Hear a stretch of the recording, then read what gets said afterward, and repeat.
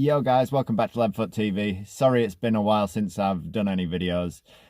Basically I wasn't sure what I was doing with my cars, and I just wasn't really in the right mindset to film any videos. But it's now that I've taken a bit of a break, I'm feeling a lot better.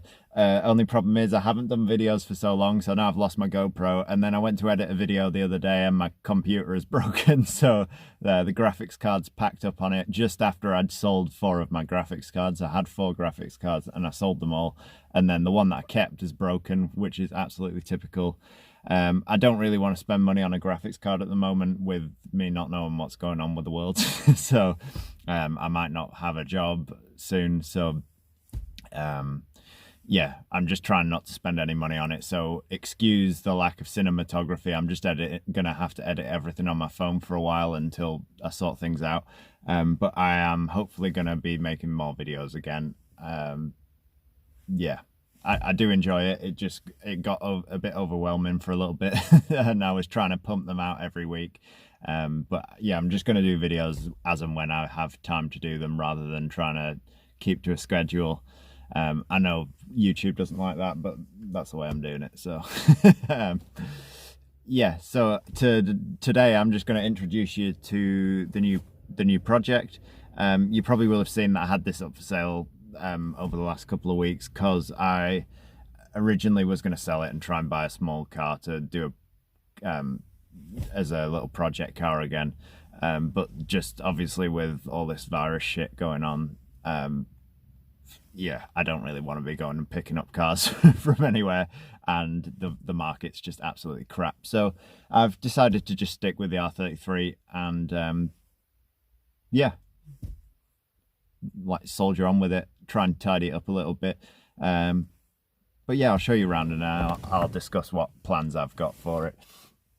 So this is it. It's a R33 4-door.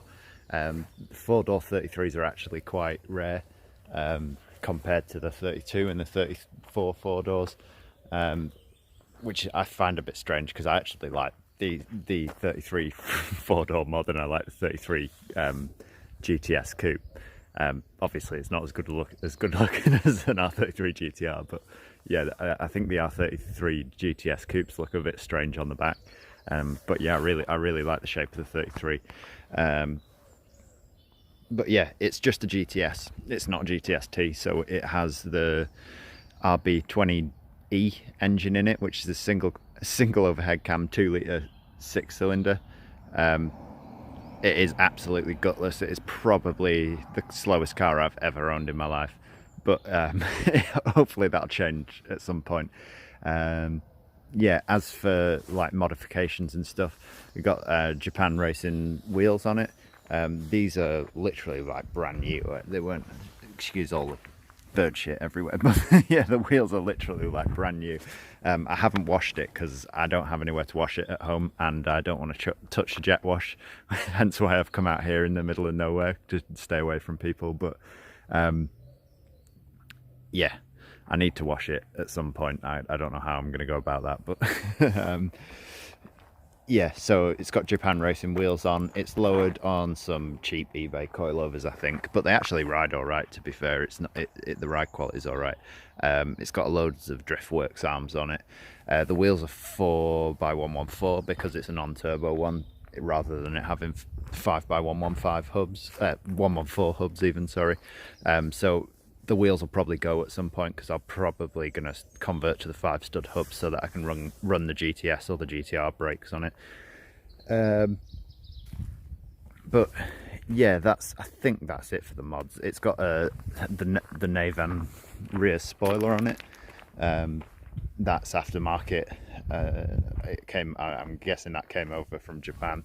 It's got full exhaust system on it. I have no idea what make it is. I don't know if it's custom, because it's yeah, it is more than likely custom, unless it came over on the car when it was imported. But yeah, that's pretty much it for the outside. As you can see, it's a little bit rough in places. The bonnet needs majorly respraying. That is bird shit, but the rest of it is like chips. and then you can see it looks like it's been sanded ready for paint at some point. I don't know if it has or if it's just faded, but yeah, anyway, that needs painting. The bumper needs painting. The rest of the bodywork's in reasonable condition. It had the roof resprayed at one point because it had all the rust repaired around the windscreen. So the whole roof's been done right down the pillars. Arches have been replaced at the back. It does need that sill replacing because I think it's still fairly solid, but I think it's chipped the paint off and it's started rusting. So that needs sorting, and you either need to touch it up and put some skirts on it, or yeah, whatever.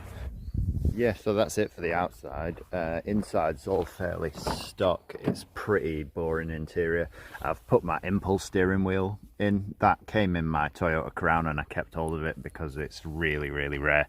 I have bought the actual Impulse center for it, like home button for it, which cost me like 70 quid, which is absolutely nuts for a home button, but hopefully it should complete the steering wheel really nice. It is made by Impulse in Japan, but it is produced by Impulse in Japan but made by Momo, so it is basically just a Momo steering wheel, but these 913 experts were made for Impulse. Yeah, seats are pretty uninspiring. They look like they're straight out of a Micra. The interior is all pretty bland and boring, if I'm being honest. It's no Toyota Crown, but it's had a double din head unit put in it. It is Android enabled as well, so which is pretty cool because it makes it quite a nice place to be. Feels a bit more modern. There is a sub under the driver's seat, and then control for adjusting all the bass and everything like that. It's got uprated speakers everywhere else as well. So yeah, it's got quite a nice sound system in it, which makes it quite nice for driving, and it's ridiculously loud, so it drowns out some of the noise. Yeah, well, let's take a look under the engine. So engine is, yeah, like I said, RB20E. It's probably the least desirable engine you could ever get in a Skyline. To be honest, the whole setup is probably the least desirable Skyline in the world, because 33 is the least favorite shape, 4-door is the least favorite option, and a 2-litre naturally aspirated engine is the least least desirable engine. But yeah, I like it. I really like. I quite like it being a 4-door, and I actually, like I said before, I prefer the 4-door 33s to the 2-doors. And it's just a bit different because you don't see them very often. I like having a car that stands out a bit. So yeah, like I say, it's 2-litre, yeah, single overhead cam, 6-cylinder. It sounds all right. Yeah, like it actually still sounds like an RB.